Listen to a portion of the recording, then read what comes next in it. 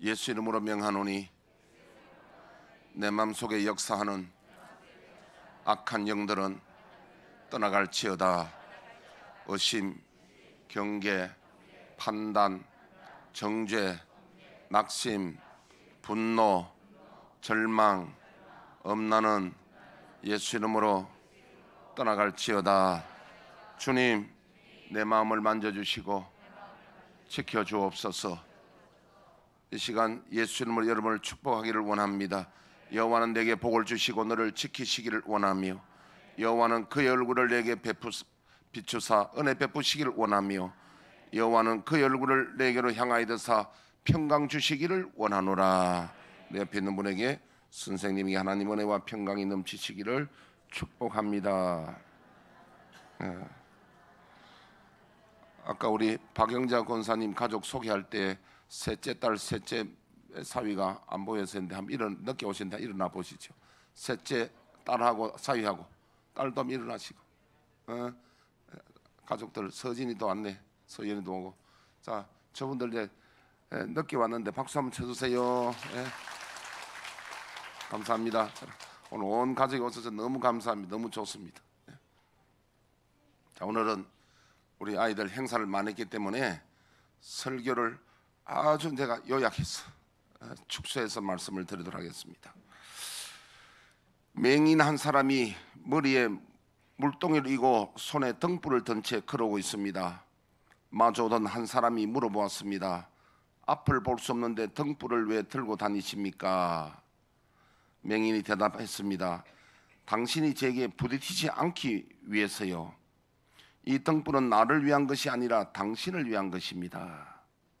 그래서 여러분 생각해, 맹인이 이고 오는데 등불을 들고 온다면, 그래서 물으니까 당신을 내인데 안 부딪히기 위해서 등불을 들고 온다 그랬습니다. 일본의 부모들은 자녀들에게 훈계하기를 어느 장소에든지 남에게 폐해를 끼치는 행동을 하지 말라고 일본 사람들은 자녀 교육을 시킵니다. 일본 사람들은 특징이요, 다른 사람 간섭 잘 안 하고 다른 사람에게 피해 끼치는 것을 굉장히 조심스럽게 어릴 때부터 교육을 시킨다고 그래요. 저희들이 일본 선교를 몇 년 다녔는데, 김인수 사모님 지역이 이름 뭐더라? 무슨 구? 신주구. 그런데 그 가서 이제 이야기 들었는데요, 우리 한국의 어떤 분이, 물론 교회에 다니는 분인데, 일본을 가만 보니까 살펴보니까 돈 안 내도 전철을 갈아타는 여러 개의 길이 있더래요. 그래 그걸 이제 자기 알아가지고 너무도 이제 뭐랄까요, 자기는 좋은 정보를 가진다 싶어서 일본인들도 있는 교인들에게 이야기를 했답니다. 이렇게 타니까 돈 안 내고 갈아타고 이렇게 하더라니까요. 일본 사람들이 얼굴을 굳게가 욕을 하는데 나쁜 사람, 도덕년 이러더라요. 일본 사람들은 질색에 그런 거예요. 속이고 남 피해 주는 걸요. 근데 우리는 어떻습니까? 그렇게 하면 좋은 정보 얻었다고.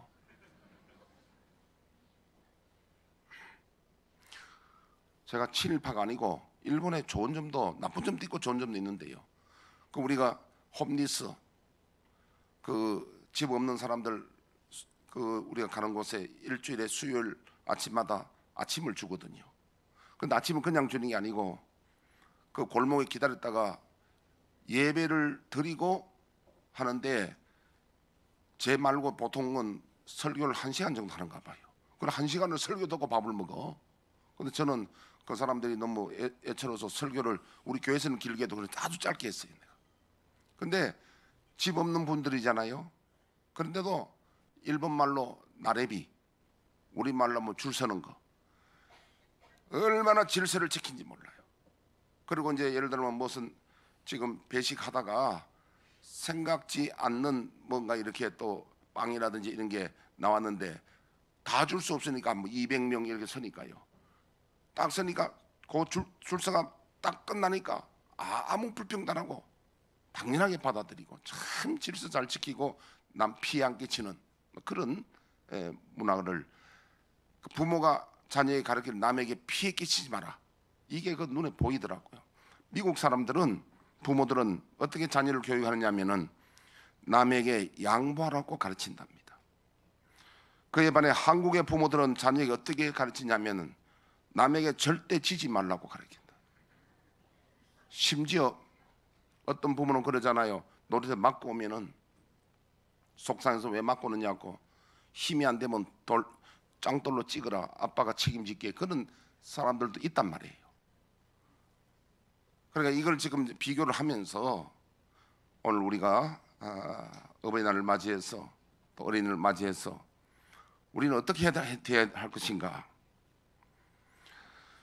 욕심은 부릴수록 더 부풀고 미움은 가질수록 더 거슬리며 원망은 보탤수록 더 분하고 아픔은 되짚을수록 더 아리며 괴로움은 느낄수록 더 깊어지고 집착은 할수록 더 질겨집니다. 칭찬은 할수록 더 잘하게 되고 정은 나눌수록 더 가까워지며 사랑은 베풀수록 더 애틋해지고 몸은 낮출수록 더 겸손해지며 마음은 비울수록 더 편해지고 행복은 감사할수록 더 커진답니다. 오늘 성경에 나타난 불효자와 효자에 대한 말씀을 제가 핵심적으로 좀 들려고 합니다. 사무엘상 2장 12절에서 25절 한번 띄워주시죠. 엘리의 아들들은 행실이 나빠 여호와를 알지 못하더라. 그 제사장들이 백성에게 행하는 관습은 이러하니 곧 어떤 사람이 제사를 드리고 그 고기를 삶을 때 제사장의 사환이 손에 세 살 갈고리를 가지고 와서 잠깐만요. 띄워놓고 잠깐만 설명을 듣고 한번 더 읽어보겠습니다.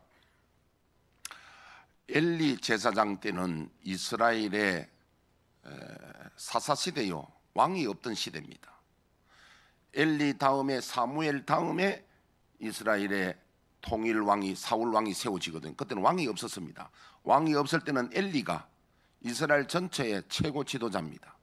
사사요, 대제사장이요, 최고의 지도자인데 그의 아들 홈리와 비나스는 신앙 교육을 제대로 안 시켜가지고 아버지는 열심히 전체를 나라를 돌보는데 자녀 신앙 교육을 안 시켜서 이 사람들은 행실 나쁘고 불량자가 됐다는 거예요. 그에 비해서 한나의 아들 사무엘은 엘리하고는 피가 안 섞였는데도 한나는 자식을 낳지 못해서 늘 서러움을 마음 가지고 있었는데 옛날에는 후계자를 가져야 되기 때문에 둘째 부인을 얻어서 그 사람 이름이 불인납니다. 그런 사람들은 또 자식을 쑥쑥 잘 낳아요. 그리고 불인나라는 것은 그 이름의 의미가 남을 불나게 하는 불인나예요. 그래서 한나를 늘 위에 형님을 가끔 한 번씩 염장을 지르는데 늘 그런 게 아니지만 가끔 어떤 때는 보면 자식도 낳지도 못한 년이 형님 짓 하느냐고 이런 식으로 하니까 이 염장 지르는 거죠. 그래서 한나가 늘 괴로워하고 그래서 하나님 성전에 가서 하나님 앞에 기도하는데 하나님 아들 주시면 이 아들 내가 하나님께 바치겠다고 젖대고 바치겠다고 서운을 합니다. 그때 엘리 제사장이 가만 보니까 소리는 안 들리고 입만 달싹달싹 하는데 엘리 와서 자매님 어찌하여 술을 끊으시오. 낮에부터 술 취한 줄 알고 술 취한 게 아니고 내가 지금 하나님 앞에 내 마음을 지금 서러움을 토하고 있습니다. 네 소원이 뭐냐? 자녀 갖는 것이다. 평안히 가라. 하나님께서 자녀 주실 것이다. 그래서 집에 돌아가서 임신해서 아들 낳은 사람이 사무엘인데요. 사무엘이 젖대고 여러분 아기 낳으면은 아기가 한 100일 되면 방금방금 웃고 얼마나 이쁩니까? 돌 되면 더 이쁘요. 근데 젖대고 한참 정이 정할 때에 한나는 하나님 앞에 서원을 기억하고 하나님께 바쳤습니다. 사무엘에게 가서 하나님 바치고 어릴 때부터 사무엘은 신앙 교육을 제대로 받았는데 오늘 두 사람을 대조해서 우리가 보겠는데 이 엘리의 아들들은 홈리와 비나스는 하나님의 전에 있어도 신앙 교육을 제대로 안 받아가지고 불량자가 되었습니다. 오늘 이것도 보면 옛날 오늘 똑같습니다. 네, 이름 거론은 죄송한데요, 우리나라에서 큰 교회 목사님의 아들 조영기 목사님, 박조준 목사님 아들 뿐 아니라 이름을 거론 안 해도요, 목사님이 큰 교회 유명한 목사님의 아들인데도 신앙이 행편없는 경우도 있고, 또 물론 반드시 교회가 크고 적고 문제가 아니라 얼마나 자녀를 위해서 신앙교육을 바로 시키고 기도하냐에 따라서 자녀는 달라진다는 이야기입니다. 목사님 자녀라고 반드시 믿음 적은 그거는 어림없는 이야기입니다. 얼마나 우리가 가꾸고 신앙교육을 시키고 거기에 따라 결과는 달라지는데, 오늘 홈리와 비나스 이야기 장로님께서 읽겠습니다. 그곳으로 냄비야나 소태나 큰 소태나 가마에 찔러 넣어 갈고리에 걸려 나오는 것은 제사장이 자기 것으로 가지되 실로에서 그것에 온 모든 이스라엘 사람에게 이같이 할 뿐 아니라 기름을 태우기 전에도 제사장의 사환이 와서 제자 드리는 사람에게 이르기를 제사장에게 구워드릴 고기를 내라. 그가 내게 삶은 고기를 원하지 아니하고 날 것을 원하신다 하다가 그 사람이 이르기를 반드시 먼저 기름을 태운 후에 내 마음에 원하는 대로 가지라 하면 그가 말하기를 아니라 지금 내게 내라. 그렇지 아니하면 내가 억지로 빼앗으리라 하였으니 이 소년들의 죄가 여호와 앞에 심히 크면 그들이 여호와의 제사를 멸시함이었더라. 잠깐, 제사장인데도요, 제사장의 아들은 자동으로 제사장입니다. 하나님의 제사를 예배를 멸시하였더라. 이래서 멸문지와 가문이 망합니다. 자녀의 신앙교육을 잘못 시키니까 가문이 망합니다. 결국 홈리와 비나서는 블레셋과 전쟁에서 법궤 들고 나갔다가 두 사람이 한시에 전사하고 맙니다. 그리고 이 엘리 제사장의 자녀들은 나이 들어서 산 사람 없으면 전부 다 젊어서 죽게 돼 있습니다. 이런 불행이 자녀들의 신앙교육을 등한히 여기서 결과 일어났습니다. 오늘 우리 현대 부모들은 학교 교육을 위해서 주일도 빼먹고 학원 보내고 하지만 그 잘못된 거예요. 제1번이 신앙교육입니다. 믿음이 잘 돼야 그 가문이 하나님 복을 주시고 가문이 잘 되는 겁니다. 자, 그 다음 계속 읽어주시죠. 사무엘은 어렸을 때 세마포 에봇을 입고 여호와 앞에 섬겼더라. 그의 어머니가 매년 드리는 제사를 드리러 그의 남편과 함께 올라갈 때마다 작은 겉옷을 지어다가 그에게 주었더니 엘리가 엘가나와 그의 아내에게 축복하여 이르되 여호와께서 이 여인으로 말미암아 내게 다른 후사를 주사 이가 여호와께 간구하여 얻어 바친 아들을 대신하게 하시기를 원하노라 하였더니 그들이 자기 집으로 돌아가매 여호와께서 한나를 돌보시사 그로 하여금 임신하여 세 아들과 두 딸을 낳게 하셨고 아이 사무엘은 여호와 앞에서 자라니라. 엘리가 매우 늙었더니 그의 아들들이 온 이스라엘에게 행한 모든 일과 회왕문에서 수종드는 여인들과 동침하였음을 듣고 그들에게 이르되 너희가 어찌하여 이런 일을 하느냐. 내가 너희의 악행을 이 모든 백성에게서 듣노라. 내 아들들아 그리하지 말라. 내게 들리는 소문이 좋지 아니하니라. 너희가 여호와의 백성으로 범죄하게 하는도다. 사람이 사람에게 범죄하면 하나님이 심판하시려니와 만일 사람이 여호와께 범죄하면 누가 그를 위하여 간구하겠느냐 하되 그들이 자기 아버지의 말을 듣지 아니하였으니 이는 여호와께서 그들을 죽이기로 뜻하셨음이더라. 아멘. 말씀을 우리가 보면 오늘 엘리의 제사장의 아들 홈리와 비나스는 아버지가 최고의 지도자고 제사장이지만 아들들 신앙 교육을 엄하게 안 시키니까 하나님 앞에 예물 드리기 전에 삶은 고기 퍽퍽하다고 생고기 내놔라고 구워 먹겠다고 그렇게 하던 이 사람들은 하나님 앞에 가문이 버림을 받게 됩니다. 사무엘은 하나님 앞에 바로 섬겼더니 사무엘은 엘리에 이어서 이스라엘의 사사가 되고 지도자가 되는 겁니다. 가문을 빛내고 나라를 빛낸 사람이 되었습니다. 우리 모두 우리 자녀를 위해서 눈물로 기도하고 신앙교육을 최우선으로 삼으시기를 바랍니다. 좋은 방법 중에 하나가 우리 자녀들에게 신앙교육의 좋은 방법 중에 하나가 신앙의 멘토를 한 사람 구해서 1:1로 붙여주는 거예요. 그거 이런 부모들이 기도하고 심리를 기울여서 우리 아이에게 멘토, 바로 상담도 해주고 또 이렇게 격려해 줄 수 있는 사람을 다 잘해서 한 사람을 이렇게 붙여주면은 부모가 제일 잘하는 겁니다. 아이들이요, 자기를 이해해주고 자기 속에 있는 것을 상담해 줄 수 있고 신앙으로 상담할 수 있는 그런 사람이 있으면 아이들은 참 좋아합니다. 바르게 자랄 수 있어요.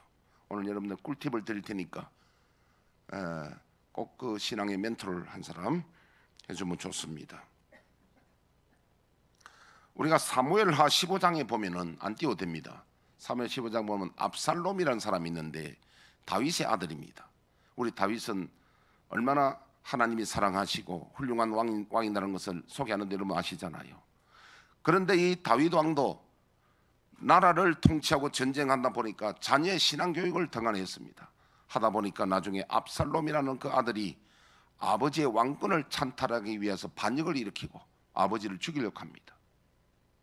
근데 성경에 나오는 이름이 우리나라식으로 별로 어감이 안 좋으면 별로 안 좋더라고요. 압살롬. 그 다음에 여러분 아비가일의 남편도 이름이 나발이요. 나발. 그 나발 그럼 우리가 어감이 안 좋잖아요.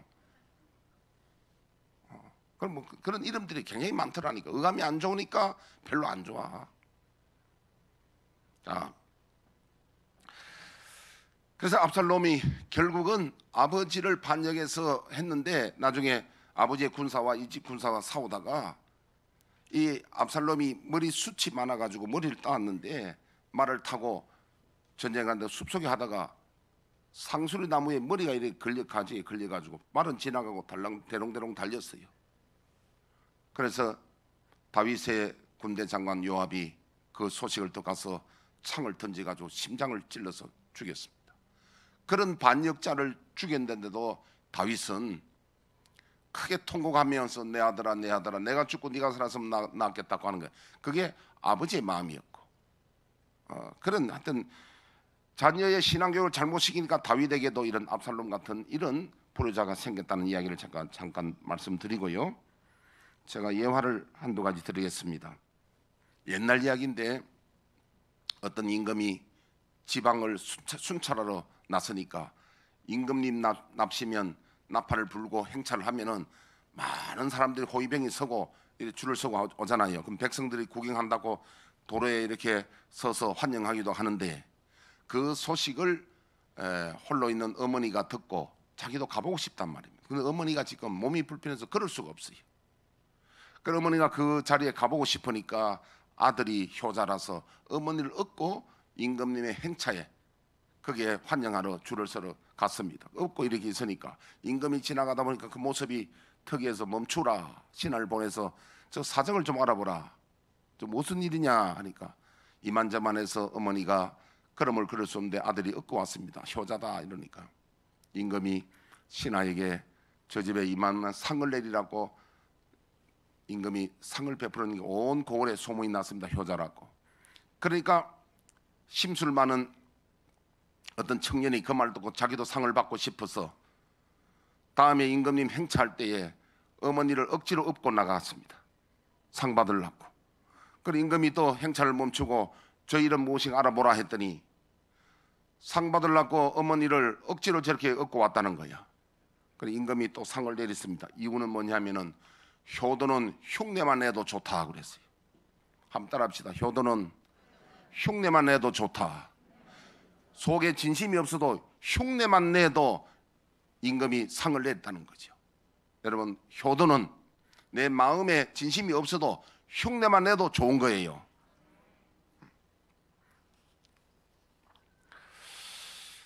자,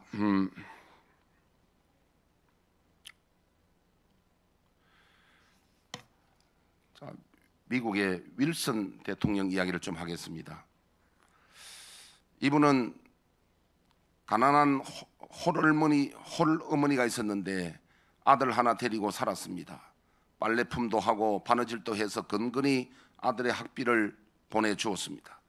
아들은 홀어머니의 뜻을 받들어 밤새워 공부해서 마침내 수석으로 졸업했습니다. 여러분 윌슨 대통령이 어느 대학 나온지 아시죠? 프린스턴 대학 나왔습니다. 프린스턴 대학 발음이 좀 내가 좀 이상하네요. 그래서 수석으로 졸업했는데 졸업식장에서 1등 상으로 금메달을 탄 아들은 누더기 옷을 입고 한 귀퉁이에 앉아 있는 어머니 곁으로 다가왔습니다. 어머니, 금메달은 어머니 것입니다. 어머니가 받으셔야 합니다. 어머니가 아니었다면 오늘 이 기쁜 날이 있을 수 있었겠습니까? 아들은 어머니의 목에다가 번쩍번쩍하는 금메달을 걸어드렸습니다. 어머니는 그저 감격하여 눈물만 흘릴 뿐이었습니다. 아들의 눈에서도 환희의 눈물이 흘렀습니다. 이를 본 수많은 사람들은 모두 눈시울을 적시며 아들과 어머니를 부러워했습니다. 이 착한 아들이 누구인지 아시죠? 미국의 28대 대통령을 역임한, 그러니까 8년을 재임을 했습니다. 1913년에서 1921년까지.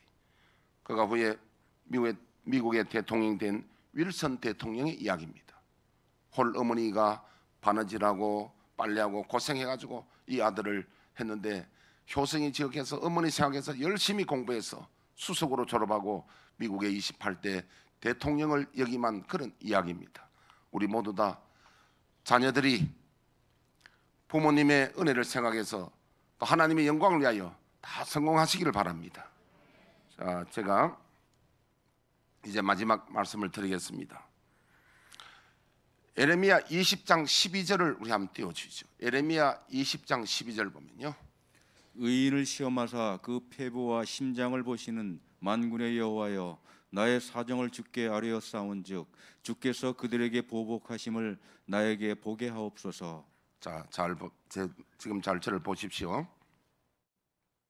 하나님은 우리를 시험하사 우리의 심장과 폐부를 살피시고, 다시 말하면 저 사람이 진실한가 아닌가, 저 사람이 어떤가, 하나님은 사람은 외모를 보지만 하나님은 우리의 마음 중심을 본다 이거예요. 중심을 본다는 말은 다른 말로 하면 하나님을 의인을 시험하사 그 폐부와 심장을 보신다는 거예요. 그 중심을 보시고 진실을 본다는 거예요. 아멘.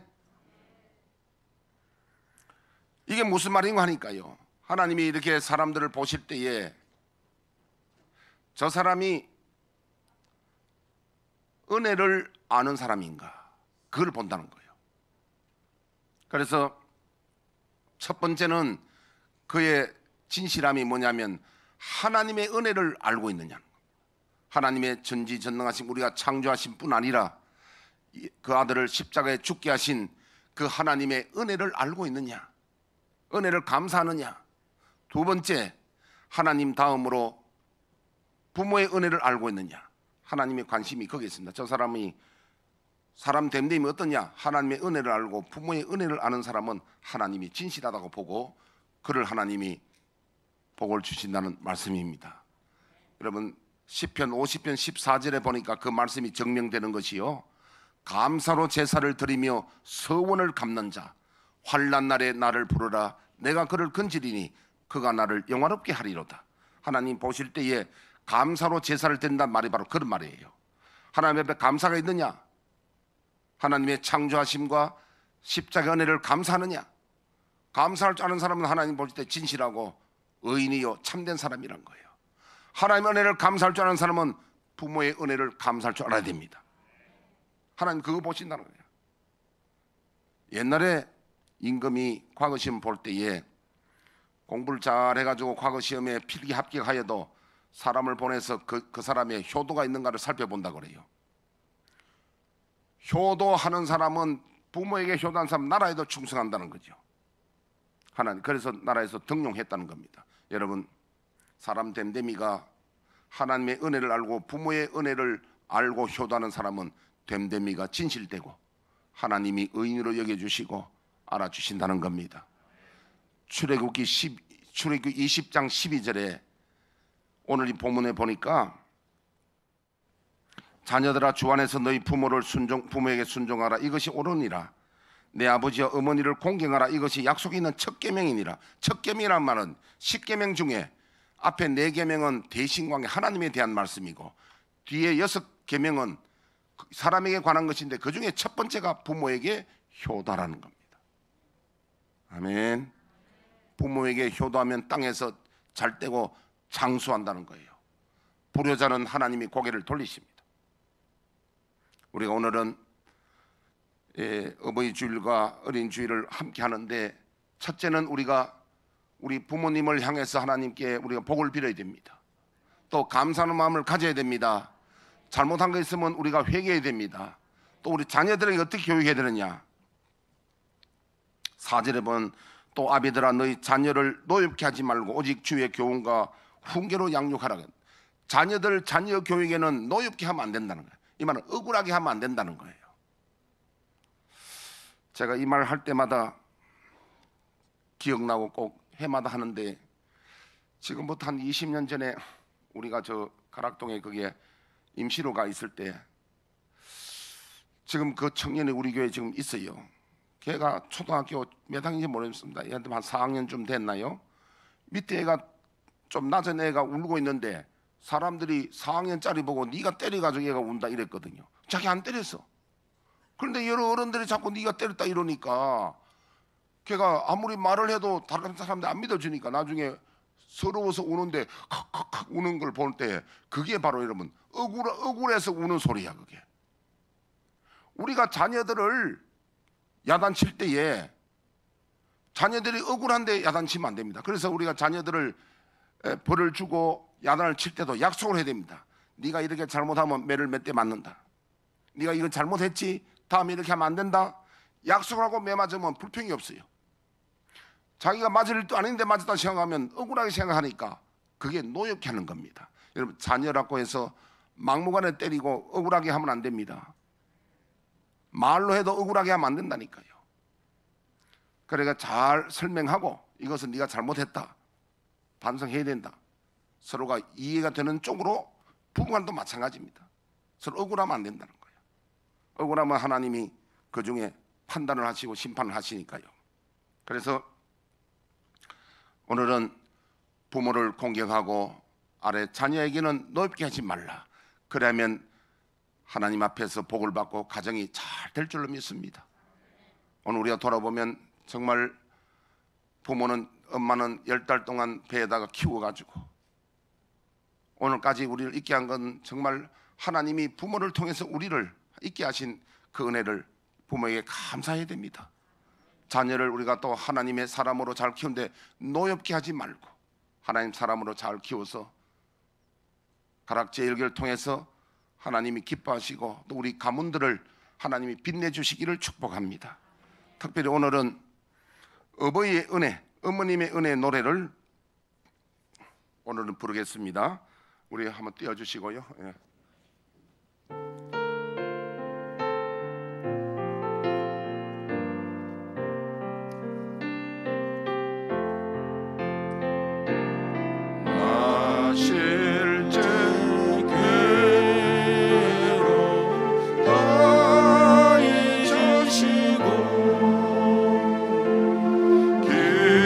기르실 때 밤낮으로